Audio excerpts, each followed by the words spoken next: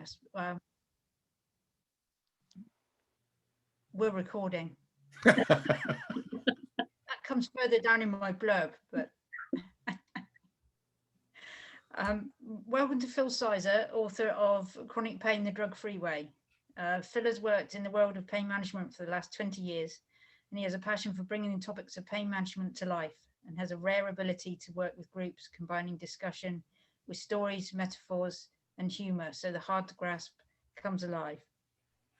He's here tonight in discussion with Louise Truan, patient advocate and team leader of Footsteps Festival, and myself, and I've cared for someone living with pain for 10 years.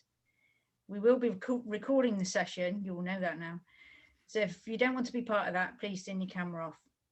Phil welcomes questions, so if we can all start with our mic off, and then if you have any questions, please put up your yellow hand and we will come to you. Do you all know how to access your yellow hand to put it up? Guess so. Okay. So over to Phil when he's come back. Oh, sorry, everyone. No, that's okay. I suddenly needed a prop. Okay. Hello, everybody. We're small but beautiful tonight. Thank you for coming, and thank you for your interest in the book. I talked to Claire, Karen and Louise about how we were going to do this, and I really, really hope that it's going to be something that's going to be interesting, interactive, and effectively more about pain management than the book in a way. So I hope we're going to talk about pain management in the way the book does, but hopefully in a way that will give you some ideas to go away with, and even if it's just one. So that's the plan, hopefully to make it very two-way. It's not a platitude. I genuinely like questions because otherwise it's a bit like a soliloquy. So it's nice just to hear what you're interested in and ask, hear what you want to know about. But maybe I'll just start by explaining a bit about how the book came about. Would that be of interest? That would be great, Phil. Yeah. Okay. Well, the book came about, like everybody, I'd always thought I want to write a book. And I never realized when I started to think I'd like to write a book that I'd end up working in the world of pain management. But that's what I've been doing for the last 20 years. And that wish to write a book has grown over the years. Mainly it was because when I looked at the books that were out there, there seemed to be a bit of a no man's land. There were things that were kind of a bit twee, if that makes sense. Very kind of, well, not twee, but very just people, very subjective and kind of, some of the things had sort of flowers drawn in the corners of the pages and things like that. And I thought they so that was that end. And then the other end was very, a little bit kind of impersonal books about pain management, obviously written from a more scientific perspective. And I just thought, well, I'm neither. And I wanted to do something that reflected my approach, which is it bang in the middle of that no man's land, which is, not, if you like, written from almost like a patient perspective, if you know what I mean, and also not written by a clinician. I'm not a clinician. We were talking about job titles earlier, and I often, when I go to hospitals, and certainly in the early days, I used to bump into grumpy people who didn't want me to be there, and they'd often say, well, what are you? And that often puts you on a back foot. And I ended up saying, well, I'm a specialist in the self-management of chronic pain, which is a bit cumbersome, but that's what it is. I've been doing it for 20 years. It's one of those funny jobs where experience really, really, really counts. And I think with chronic pain, if you're not credible, you get eaten alive. So that's the kind of who I am, really. Sometimes I call myself a practical psychologist, but I'm not a psychologist, and I don't measure things. So anyway, specialist in self-management for chronic pain, and I just felt I had something to say. And what I wanted to say was something in a hopefully quite an honest, down-to-earth way with some humor that explained things in a way that people could understand, and also mix that up with some stories that I had come across over the years, which make it real, really. And you'll see if you read the book, there's some sort of explanations of yes but moments, and there's a lot of those in teaching pain management, and yeah, and things people say and things that they say and then you learn from. So there's lots of, I was thinking about this the other day, and it's working in pain management. It's like training to be an astronaut. It's kind of something you're just always thinking about, and something that you're always trying to work things out, because the thing about pain is a slippery thing. It's, we have things like the biopsychosocial model of pain, and we have all the stuff about how pain is constructed in the brain. But still there's some questions and there's some links I'm trying to make in my head that I haven't seen anyone else make yet. I'm not an academic person, so maybe somebody has already, and maybe I'm trying to think of something that someone else has already worked out. But that's what I'm always trying to do. And often I wake up in the morning and I have an idea and I have to run into the study here and write it down. So the book's that sort of stuff as well. Before lockdown, I work for the Pain Association in Scotland, and also used to do some work down with Chris in Northumberland, and also in North Wales. So I drive around a lot. When I'm driving around a lot, as you probably all know, you think things. So there's been probably over the years thousands of lay-by stops, or I've scribbled something down on my hand or on a piece of paper, and then put it in endless notebooks and shoeboxes full of notebooks that then I lose, but they're all rattling around in there somewhere. And the book, in a way, do you remember The Matrix? Do you know the way that Neo learns to fly a helicopter and they just plug something into the back of his head? Well, I wanted to sort of do the opposite of that, which was if there was some way of just plugging something in and just getting it all out into a book, onto paper. So I couldn't find a wire, but this is my equivalent of that, just to try to put it down. And the interesting thing is, in writing, my academic background is in philosophy. And one of the things about philosophy is that you're basically, you find things out as you talk about things, and you find things out as you write. So the interesting thing about the book was, in writing it, I made a lot of new connections as well. And hopefully stumbled into a few jokes, but that was interesting, because the process of writing was generative in itself, and kind of helped me understand things more and make connections I hadn't seen before. So, and then I was asked to write a book. So the publishers are called Sheldon Press, and previously there's this chap here, Neville Schoen, had written a book called Coping Successfully with Pain. And that was quite a well thought of book. And he was involved with my charity a bit.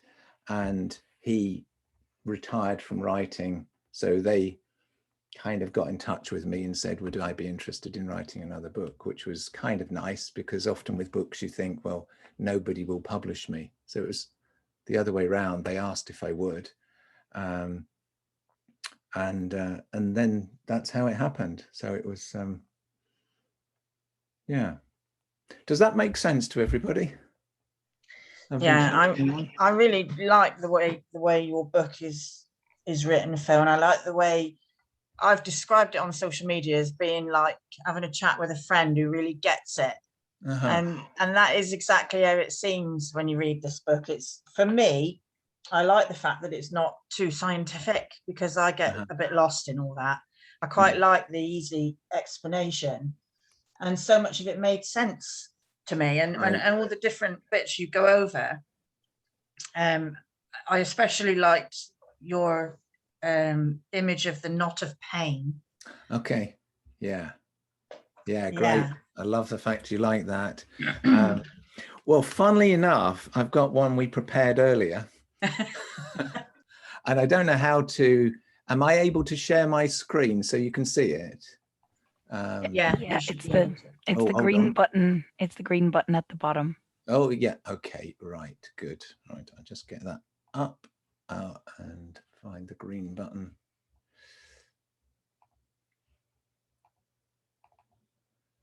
Oops. Okay, can you all see that? This is the original diagram. This is my friend Bob, who I was at university with, and he's quite an eccentric in a good way. He's one of these polymaths. He's a sort of super brain, and he'd always talked about doing some diagrams for me, but it was very last minute, all of this, and he literally dashed these off overnight. So this is what he, I sort of drew it out as I imagined it, and then he made it, if you like, more like a drawing than stickmen. And this was the idea. Now, in pain management, as you probably know, there's a model that everybody uses called the biopsychosocial model. It's basically 3 circles that overlap, and it's the idea that pain is an experience that's bio, so it affects your body, but it's also psychological in that there are thoughts and feelings involved, and it's a social experience because we're all members of a society, and the experience of pain is, if you like, a combination of all 3 of those at the same time. In our culture, we tend to see pain as being a purely physical thing, and that's, if you like, matched by the biomedical model of pain, which says, well, tablets and surgery are the way to go, and that slightly reinforces this bio approach. But the reality for people with chronic pain is that pain affects all parts of life, and all parts of life affect pain. You can take that further and say it's not just about the experience of pain in life, but the recent stuff on the neuromatrix and how pain is, this is the sciencey bit, how pain is kind of to do with a constellation of different areas of the brain that are all firing, if you like, assessing threat and giving a response based on all sorts of factors, is, if you like, an internal version of this biopsychosocial model.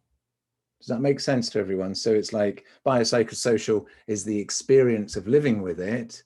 And, you know, in the work I do, it's quite interesting because one of the things most people say when I first meet them is how annoying it is everyone says how well they look or they don't look ill. So that tells you something. It tells you that actually it's what it means in someone's life is really, really important to capture. And this was my take, I think probably a less clinical version of that, which is to say, well, actually it's a bit more than that. And so this is to say somebody gets caught in this is supposed to be a knot, and it's the idea of a big tangle of issues. Now, pain tends to get the blame, and that's not by any means trying to make light of pain. Do you all see that? That's about 11 o'clock. I've got pain there. But the point I was trying to make was that pain is entangled with all sorts of other things. But I was talking to a group this afternoon, that our culture is that, you know, things like emotions aren't given as much status as physical things. So you can even see that in the way people talk about pain, and they say, well, it's psychosomatic. How dare you suggest it's psychosomatic? So it's almost saying, you know, emotions are secondary. Now, I wanted just to highlight, here's a biopsychosocial model. As somebody might actually get it, it's a knot of things that pulls tight on somebody and sometimes in a way gets them stuck. So we've got stress. I mean, you can all see it: stress, isolation, work issues, change, relationships, other health issues, confidence, booming and busting. This is massive in pain management. You know, the idea of pushing yourself to your limit, and then pain being the only thing that will stop you. Acceptance issues. So we've got denial there, but you know, there are other acceptance issues. Depression, that could have its own knot as well. Diet, frustration, guilt. This is a massive one as well. The effects of the past, anxiety, medication issues, and then we've got pain there.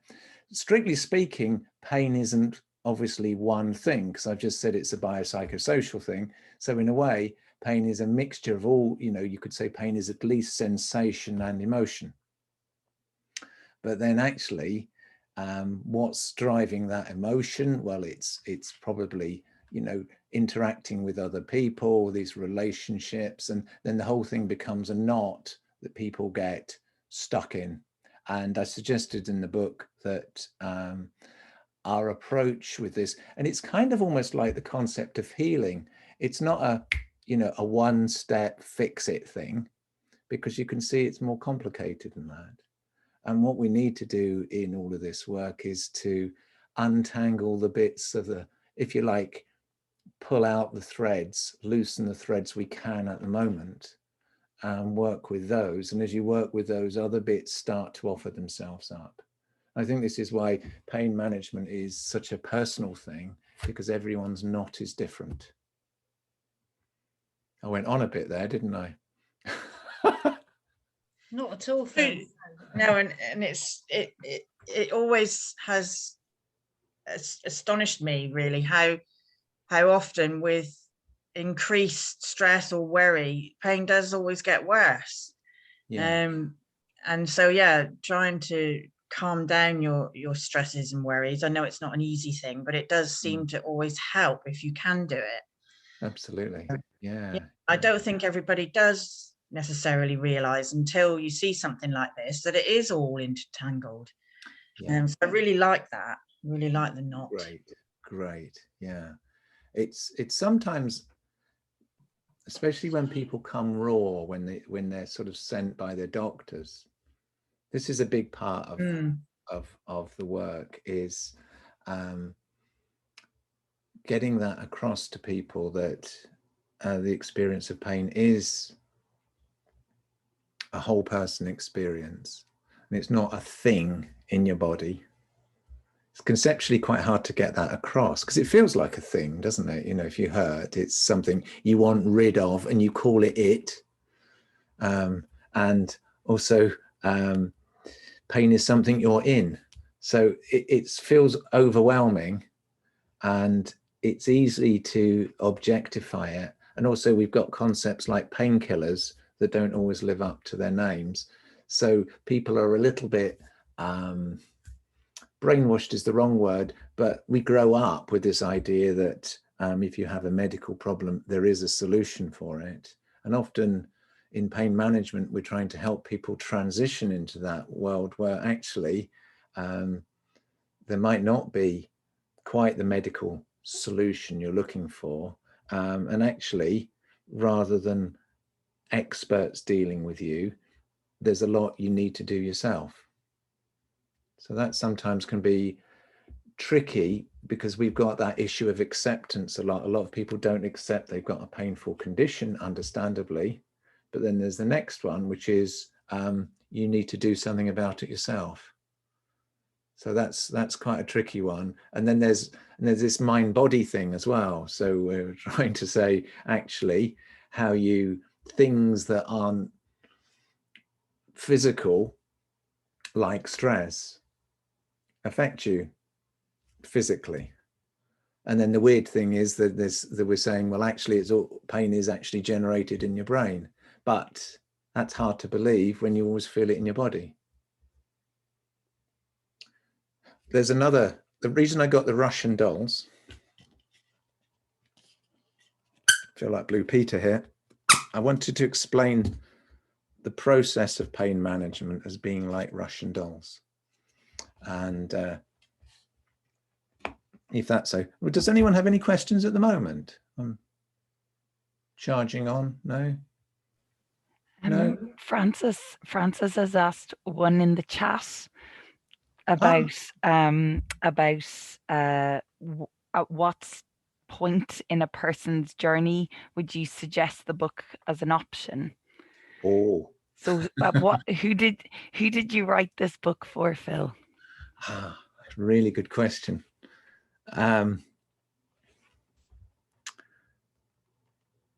This is a piece of string answer. Anybody who's ready to read it. There's a big thing in pain management, which is sometimes people call, there's a model that sometimes we talk about. Some people call it the revolving door model of change. And it basically is pre-contemplation, contemplation, action, and maintenance. You're familiar with that? It's like if you were a smoker, pre-contemplation is no way, Jose. Contemplation is, I might do it, but it's hard. Action is actually when you do something, and maintenance is when you're going to keep doing it. Now, Francis's question is really good, because one of the things is if someone's in that stuck place, pre-contemplation, for some people, bombs aren't going to move them.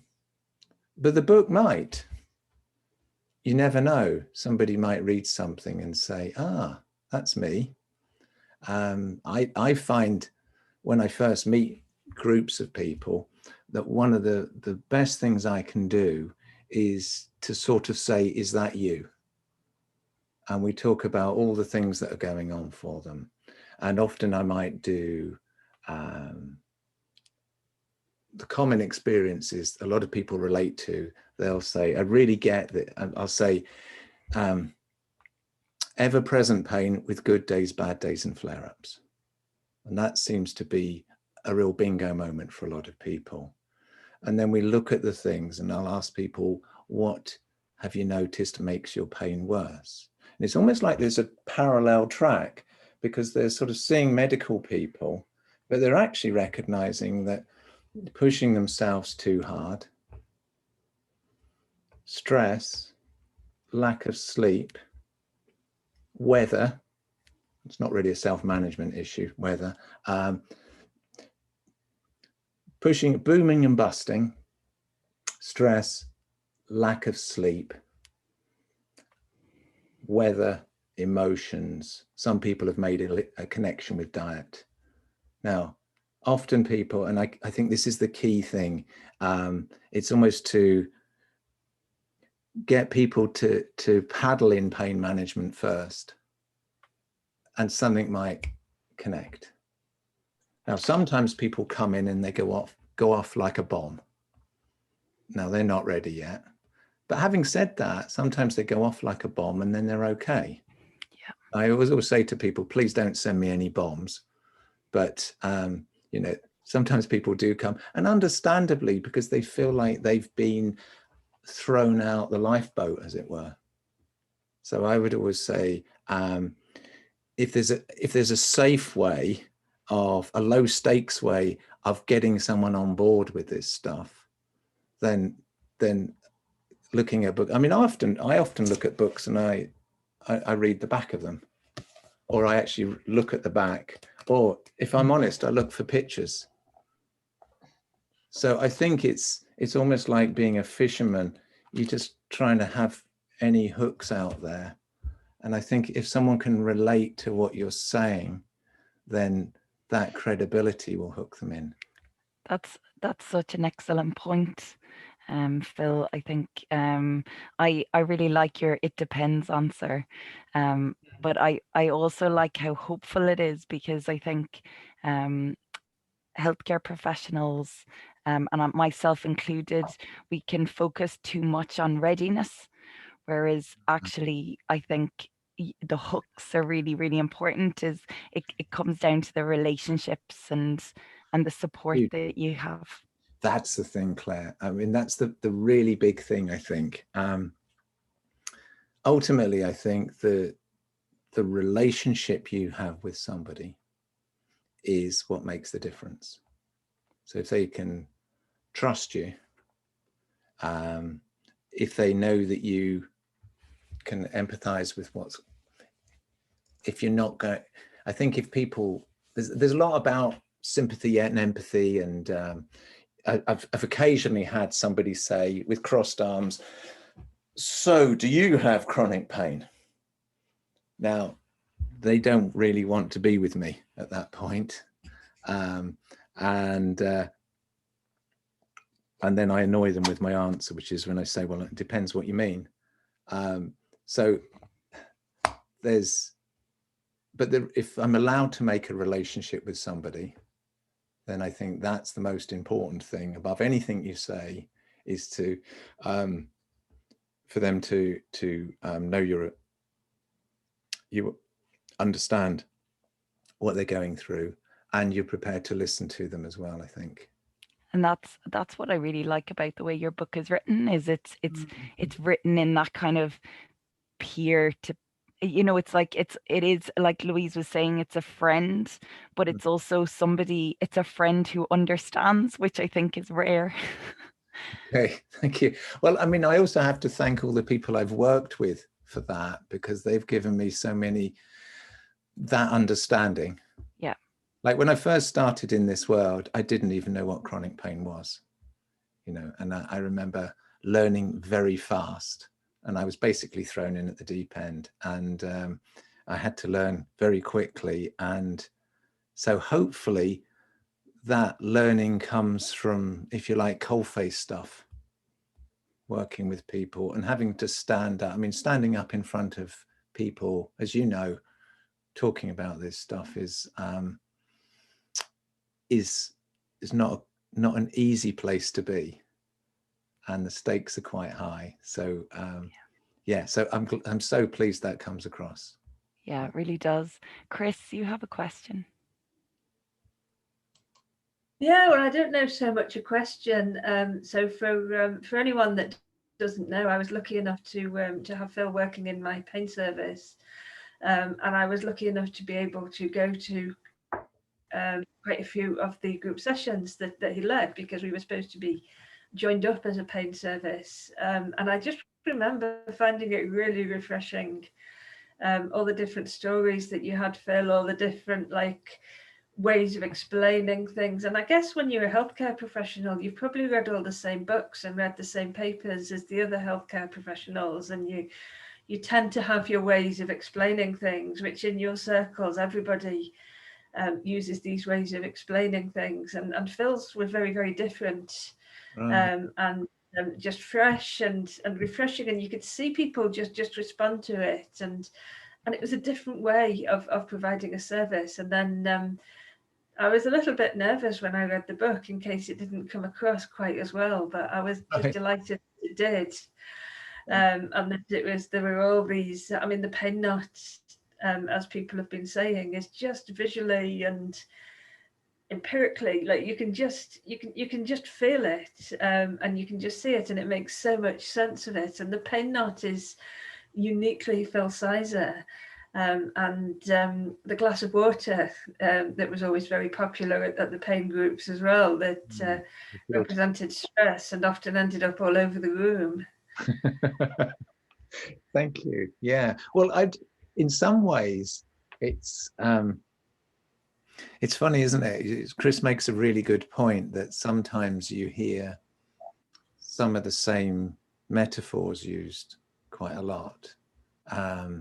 And maybe some of it's my lack of reading where I hadn't necessarily come across those. And you'll all know there are certain approaches that sometimes use certain metaphors. And I hadn't necessarily come across them. So I just kind of, and also sometimes, you know, the pants idea, have you all seen that? So the pants is a cycle with, it's kind of a CBT thing. You've got pain, anxiety, negative thinking, and stress, and then emotions in the middle. And I was doing a session in Dumfries and Galloway, and, you know, I was doing that, and this guy said, that spells pants. I thought, oh, so it does. And then that gets worked in, you know, so it's all those connections that again come up in the live work. So it's a bit like a Led Zeppelin thing. This is mainly based on live work, and with well, hopefully I know what I'm talking about in terms of the background stuff as well. But it's like, I don't know if any of you saw the I tried to explain pain in a way. I might be writing a second book, and I've thought of another way of explaining pain. But is anyone familiar with the PC matrix explanation of chronic pain? Why don't you give it to us, Phil? Because some people here may not have purchased the book yet. Okay, right. I'll show you a diagram. Again, another Bob one. This, I think, is his best one. Can you all see that? Okay, so there's this is a retired policeman who has got a job in the local police station, and his job is to monitor the CCTV cameras that are, oh, someone's got a book. Well done. To monitor the CCTV cameras that are in the town, and they're sending information to his screen, and he's assessing what's on his screen, and then is reaching for the buttons that are about responses to what's happening. Now, I tried to be clever and call it the syntax arm, the synapse arms, but it got called the matrix arms. And anyway, the idea is that this is he's your brain making decisions about the information that's coming into the brain, and based on how he's feeling and what he knows, he's pressing the button for the response that's appropriate. So for instance, one of the things we talk about in pain is how, for instance, if somebody is always pushing themselves to their limit, the brain starts the neuroplastic process of learning. Every time my owner does the housework, they overdo it. They keep going until I make them stop. I've learned from that pattern. So do you see his thinking? Every time certain characters, I come from a little town near Cambridge, and there were always fights on a Saturday night. And so you knew that there were certain characters involved. If you saw them, you thought there's going to be a fight. And it's the same way the brain works. It spots patterns and thinks there's going to be a fight, or there's going to be something I'm going to call pain. So I'll press the button sooner. So that was the way for the new book, if I write it, is going to be about, is a record player. And the idea, and I've used this many times, the idea is we've all got scratches on our record. The central nervous system is the amplifier. The stylus is the nerve endings. And basically the speakers are what you experience. And the idea is that, that stress, do you remember Louise was talking about the connection between stress and pain? The idea then is that stress, difficult emotions, or if you like, triggering memories will turn the volume up. So it's not actually about what's happening on the record, the body. It's about the way the central nervous system works. And that's turned up and down with emotions. Does that make sense? They're just kind of, I think they're just things that people, I remember working with a guy down in your neck of the woods, Chris, and he was a police driving instructor. And he was a bit grim, to be honest, and he didn't get what I was talking about. And I was talking about flare-ups. And I ended up saying to him, well, a flare-up's a bit like a skid. And so you know the sorts of conditions where a skid's more likely, don't you? And you know that if you drive fast into the conditions where a skid's, you know, you're going to make it more likely. And then he got it. So I think this is the other thing about trying to match, perhaps, you know, and I think anybody who works in this field will know you have to match the person with your explanation. I was going to look at, do you want me to, shall I show you my Russian dolls? I'm dying to show you. I had more. Right. Now, originally, so you're familiar with the idea of the Russian dolls? Big one and big one. So this is kind of how I would see the process of pain management. When I first meet people, I have to give them I give them a new picture of health, like the big picture. Does that make sense? So health's about everything, not that biopsychosocial one. And then we go on and we talk about, and this is what I do. I do about 30 5-week courses a year. And then in between that, I do loads of group work in sort of regular meetings. So in the courses, that's what I do first. Is that all right? Big picture. This is what's going on. This is how we need to approach this. And then the next bit is, this is what you do. Hey, snap, Francis. Lovely. Yours is nicer than mine. So anyone else got one? This one is what you do. So in the book, so the first bit of the book is that big picture. Is that all right? Explaining how pain works, looking at how we have to look at everything. Is that all right? That's a little one. Okay.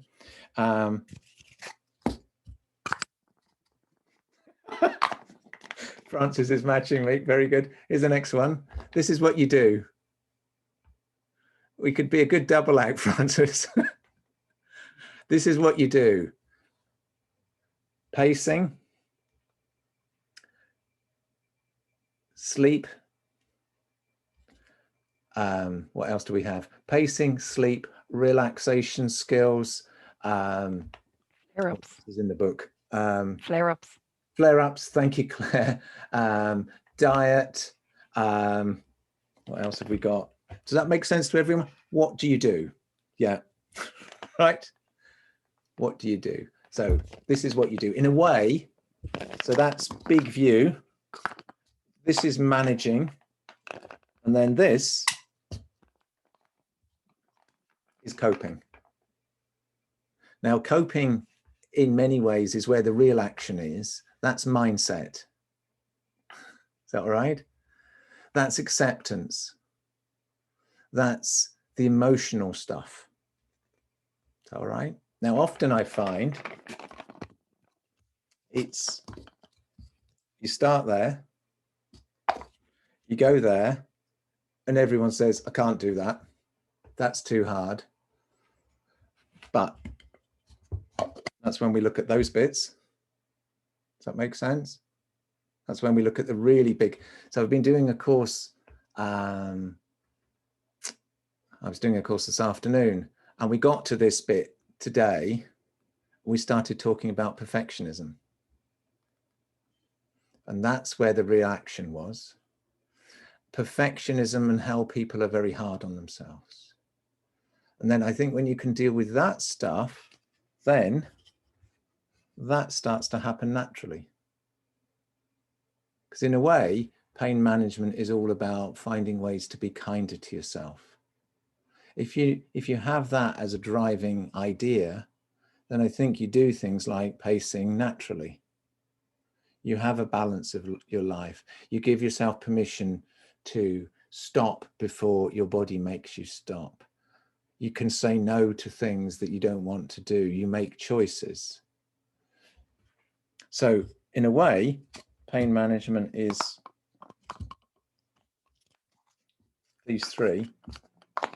It's interesting, going back to Francis's question, you know, where do you hook someone in? Is it talking about emotions and acceptance and stuff? Probably isn't where you want to start. Management stuff, if you can get something that works fast, can help. So if anybody knows me, I'm a very big fan of relaxation techniques. And sometimes one of the things I find turns people quickly is sharing a relaxation technique that actually works for them. A lot of people have been, well, either had, now some people are so anxious they don't want to relax, but if I can just nip one in there quickly, often then that kind of opens them up to moving forward. I was talking to a friend about this, and we talked about it almost as being like getting a crowbar in and doing something to let some light in. So I think if someone can say, he knows what he's talking about, or she knows what she's talking about, or that worked for me, even though I was convinced it wouldn't. Because, you know, to get somebody to do, as you all know, in pain management, there are some, I'll show you a new diagram.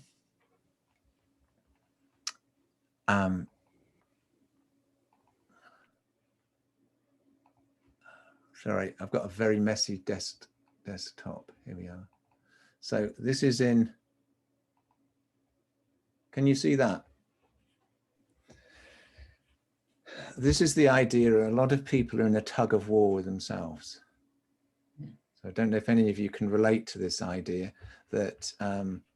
Totally. Yeah. In pain management, what we're doing is we're looking at a situation where people come and they don't want to have pain, but often a lot of the things we're offering to do about it, they don't want to do. So you've kind of, and now they don't want to do them for many good reasons, because doing them might, if you like, mean doing something they don't think they're allowed to do, like be kinder to themselves. So we've got this opposition here. Does that make sense? Yeah. Don't want pain, can't do anything about it. And and in that situation, a huge amount of tension is created. Or you could say, don't want pain, don't accept I've got it. You can use this, I think this, and then obviously the effect of this is the very tension that Louise, you were talking about, winds pain up. So maybe another way of looking at this is we need to slacken the rope by helping one end or the other. So Phil, in chapter 4, you talk about pacing. Yeah. And the dinner ladies with asbestos hands. And I think talking to lots of people, that's often the thing we all struggle with is pacing well. And I just wonder, you know, I think, can you tell us a bit more about that? Okay. I think one of the problems with that, and I think it's in the book, I remember I got stuck in the book and then I went for a walk up a mountain in the mist, and I got it. So one of the problems with pacing is, are you all familiar with Aesop's fable of the tortoise and the hare? Yeah. And one of the problems with pacing is it appears that we're telling everybody to be tortoises. And most people with chronic pain, I've found, are hares. Does that make sense? Yeah. A-type personalities. Do it, gotta do it, no choice. If I start, I have to finish my way or no way. Cleanliness is next to godliness. If I don't do it, I'm a bad person. The identity is very much wrapped up in performance. And then the killer is if pain then gets in the way, somebody's unravels because they're, if you like, the rules for their life. In therapy, some of these things are based on what are called introjects. These are kind of basically old bad rules. Does that make sense? The kind of thing you learned when you were a kid that as an adult, in theory, you can adjust. But for some people, they stay with these rules for all sorts of reasons. So I thought we're telling, pacing's basically telling hares to be tortoises. So one of the ideas I came up with was actually, don't be a tortoise, be a fox. Be cunning about what you do. Ask yourself, why am I really doing this? Is there a better way to do it? So maybe that's one idea. The other idea is to look at what's really, really going on. And that's, shall I show you another diagram? Is this all right, everybody? Yeah. So I love Zoom at the moment because what it does is it means I can draw in ways that I can keep. So I did sorry, I'm just trying to find today's drawing and I'll be with you in 1 second. What was the drawing about? Yeah, it was about that. Sorry, is it there? Wrong one. Sorry, everybody. I'll tell you what it is. Sorry, I'll find the drawing in a minute. It's an iceberg. Now, we all use icebergs in pain management. And it's the idea that there's an iceberg and the top's the bit you see, and then the rest of the stuff is underwater. It's like Freud's idea of the conscious and unconscious. But this is used in pain management. And we often say, a bit like the knot, there's pain, there's everything else that's going on. But I think to work with pacing, what we really want to say is there's this need to, this drive to keep going that's contrary to common sense. So where does that come from? And then what I like to do is unpack all of that. So it's basically start to throw some question marks at what's driving that? And often what's driving it is contrary to what they would tell someone else to do. Can you relate to that, Louise? Would you tell everyone else to take it easy, to stop before they're too bad? And look at it like that and ask, where does that come from? And does it make sense anymore? So a lot of this is old stuff. Does that make sense? Somebody may be brought up in an environment where they were told, you're never good enough. And that means you're never allowed to stop, or that perfectionism I mentioned, we were talking about earlier today. So maybe they'll say, well, I'm a perfectionist, or I'm a bit OCD. But then when you unpack that, you could see that some of that's driven by stress, because often in times of uncertainty, we grab our certainties like those old rules. So part of what I'm trying to do, Louise, is help people to become more aware of the things that are driving them and the notion that they have a choice. Now, a lot of people say, but I have no choice. And what I'd like, sometimes I have to almost wrestle people down to the ground to say, well, maybe your choice is to not have choice because it's uncomfortable to think otherwise. And I like that you talk about the yes buts in the book as well. I think that's really good because they come up a lot. I think the thing about a yes but is to have an answer for a yes but. Does So if a yes, but, I mean, you see that a lot with anxiety as well, is that if people are very anxious, the yes, but machine gun's going, or the what if machine gun's going. And then you have an answer.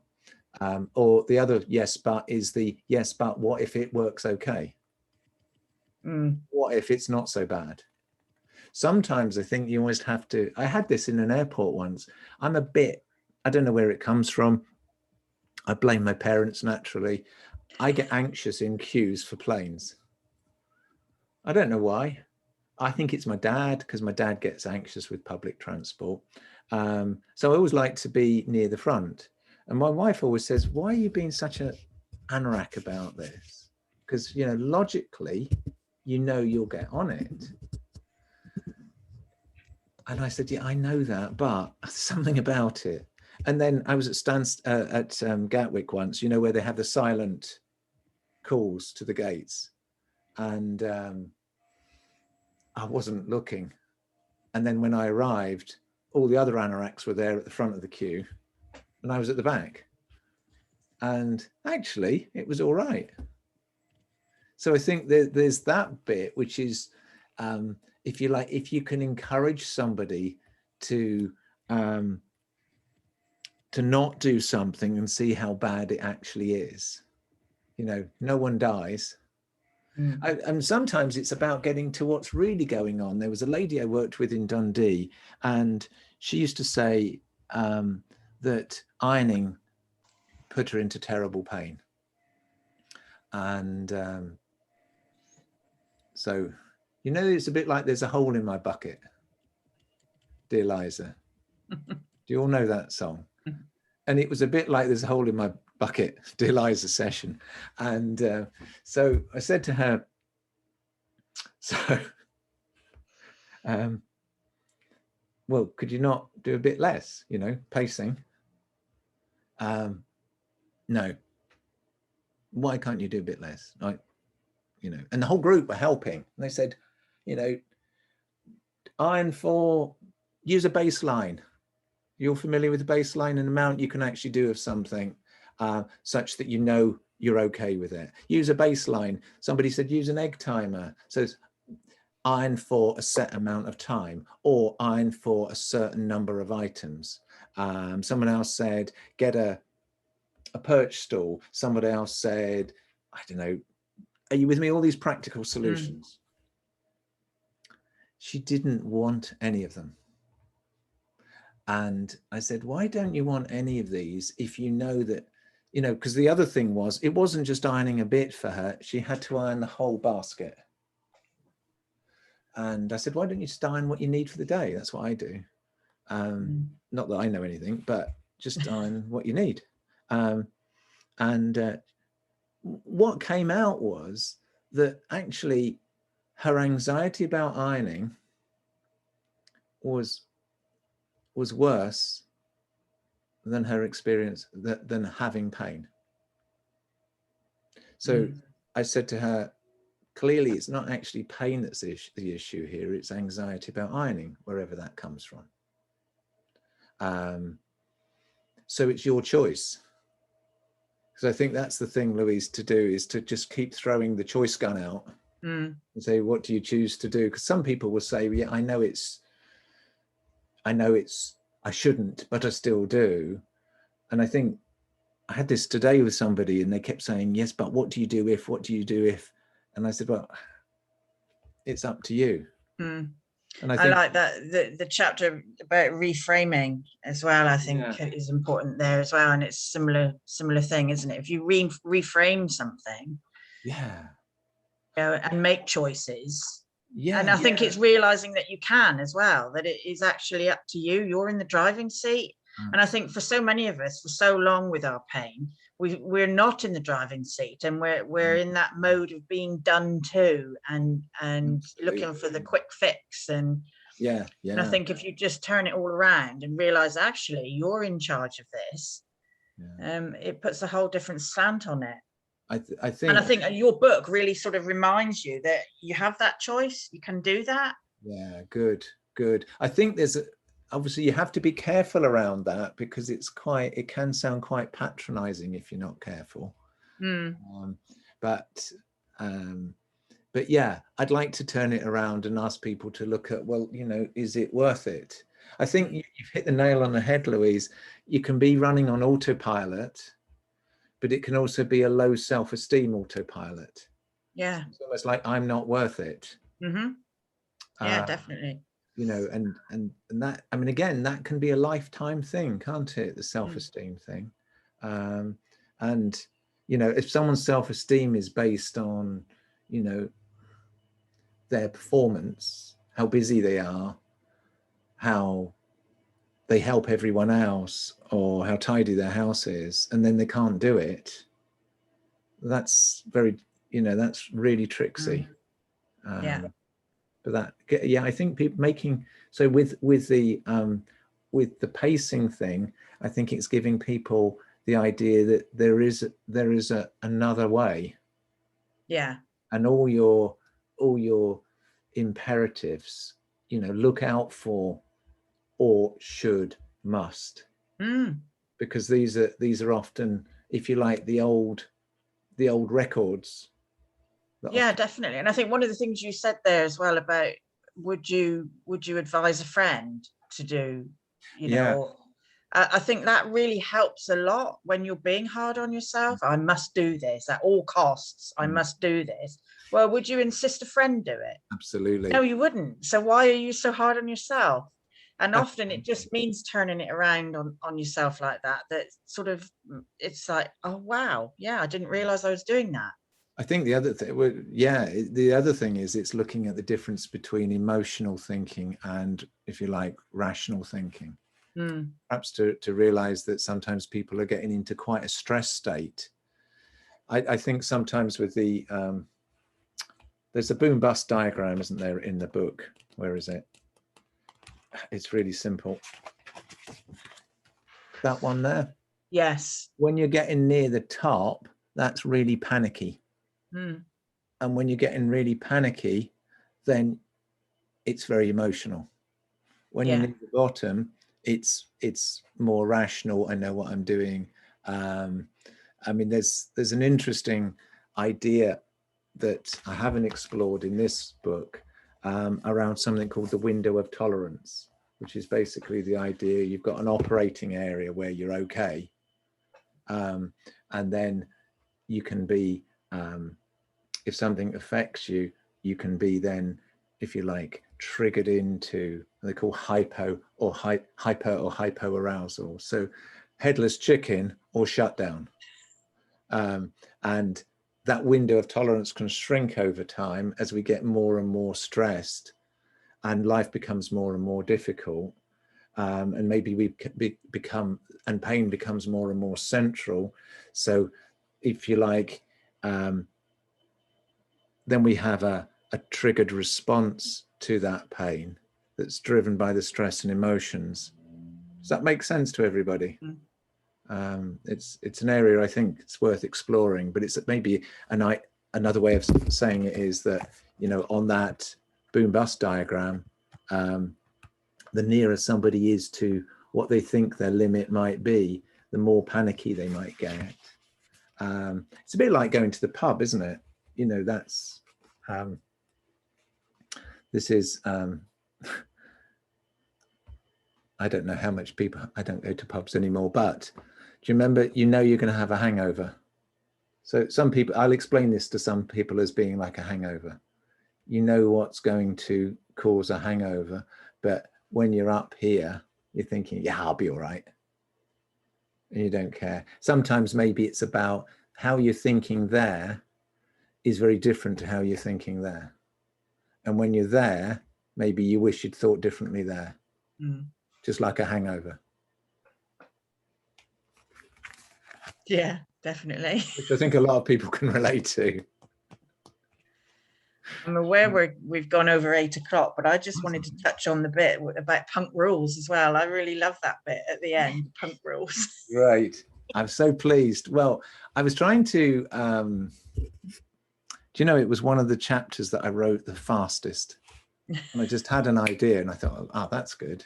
And it was about kind of just not being, it tied in with that idea of how people are very driven by what everyone else thinks. Yeah. And become sensitive to what everyone else thinks.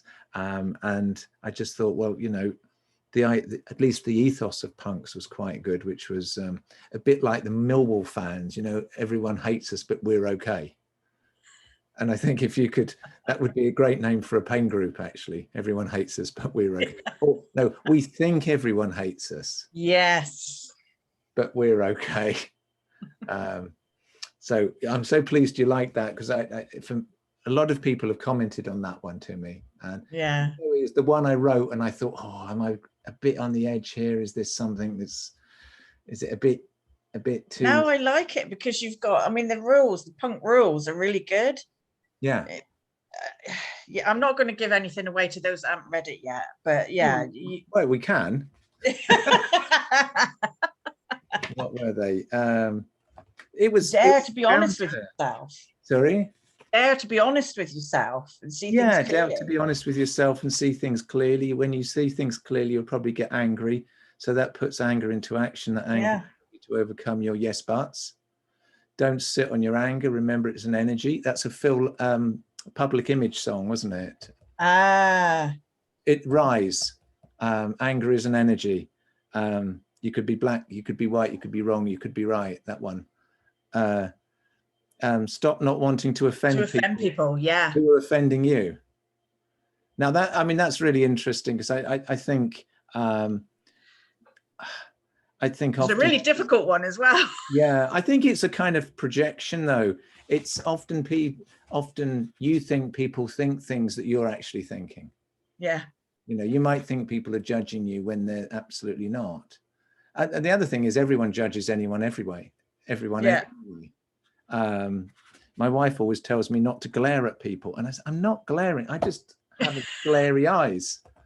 I just seem to look like I'm cross. Express yourself.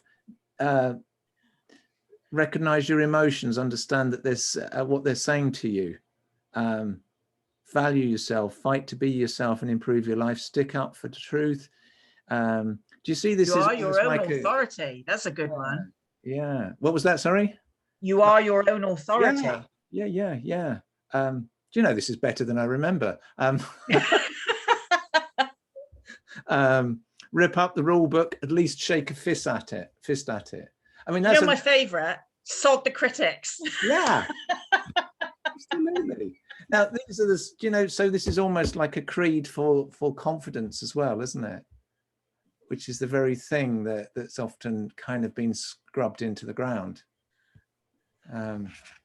So I was going to write maybe another one on hippie pain management, but it probably wouldn't be as funny.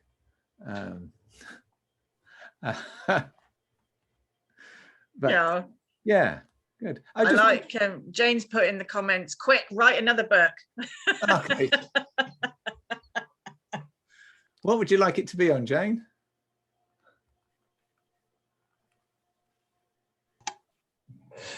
Whatever's going through your head, because that seems to work really well. Yeah. Thank you. Well, I thought I would, I mean, if I do another one, I thought I would focus more on the social and emotional bits. So maybe, you know, because I remember Claire saying that she felt that she liked the coping bit, you know, that bit. Yeah, that was, I think that's what you add, that an awful lot of other books don't have to the same extent. Okay. Is the relationship side of things. And I love the idea of the bubbles, you know, recognizing, because I speak a lot to people about that. It's recognizing what's your stuff and recognizing what's actually other people's stuff. And I think a lot of people who experience pain find it very difficult to not help others if they feel they can, but just because you can doesn't actually mean that it is helpful to either of you. Absolutely. Yeah. So I really appreciated that in the book, and it's something that I really encourage people to look at. Yeah, great. Yeah, it was, yeah, I'm glad you like that. Well, I'm glad if someone likes anything in it, because you know, yeah, the bubbles was this, it works quite well with groups, because, you know, I draw the bubble and then say it goes in and out according to how you're feeling, and according to, it's almost like a force field. And then when your bubble's small, when you're flat, when you're stressed, then comments stick to you. Years ago, I used to use the term emotional Velcro, you know, to say that when we're stressed, it's almost like we've got emotional Velcro, the Velcro. Do you remember all those little things that used to stick to you? I don't know what they were called. Oh, yes. Do you remember? It used to go. We call them sticky buds, but I don't know if that's Sticky buds. That's it. Yeah, yeah. When we used to play cap gun wars and used to come out covered in them. Yeah. And I think, you know, sometimes, I mean, you know, it's interesting when you boil it all down. What's the big stuff? I think stress is the thing that turns all that emotional Velcro on. I think stress is something that drives so much. Stress drives emotions. When you're stressed, it's because you feel threatened. When you feel threatened, you're stressed, you notice everything that's bad, because that's a self-defense. So it's an interesting one. And, you know, when you're stressed, then I call them nags. The CBT people call them NATs, negative automatic thoughts, but I call them garbage. And rubbish thoughts come into your head when you're stressed. So, yeah, and I think I was thinking of a sort of solar system idea about pain management. And I thought maybe the sun was stress and everything else was in orbit around it, really. Don't know what the rest of you think about that as a metaphor. Anyway, good. Has that been all right? Great. Thank you, Phil. Yeah.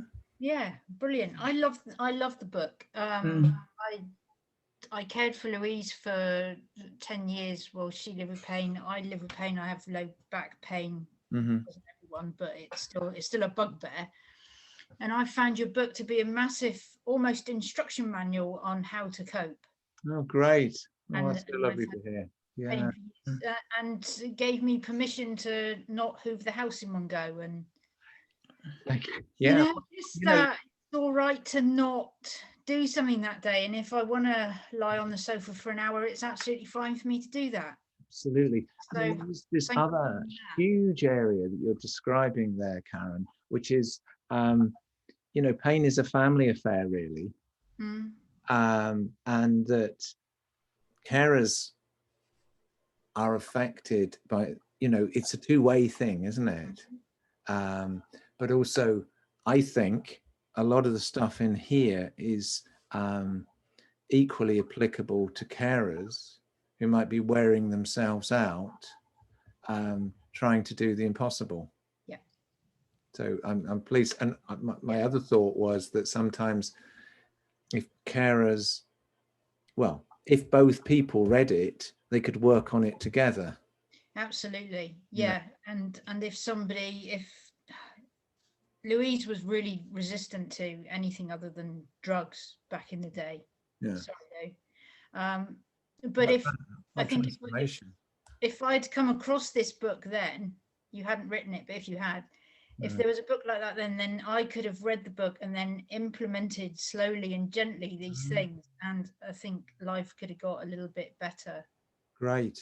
Sooner than it did. So yeah, it would be a great book for carers, or family members. Great. Well, I'm so pleased that you have run this session this evening, and thank you, because I was kind of surprised. I thought, oh well, maybe it's done its bit, and the world's heard about it, and it's not that interested. But it's quite surprising how many people haven't heard of it. I mean, hopefully tonight's been not just about the book, but I'm hoping for all of you it's been about pain management, perhaps more.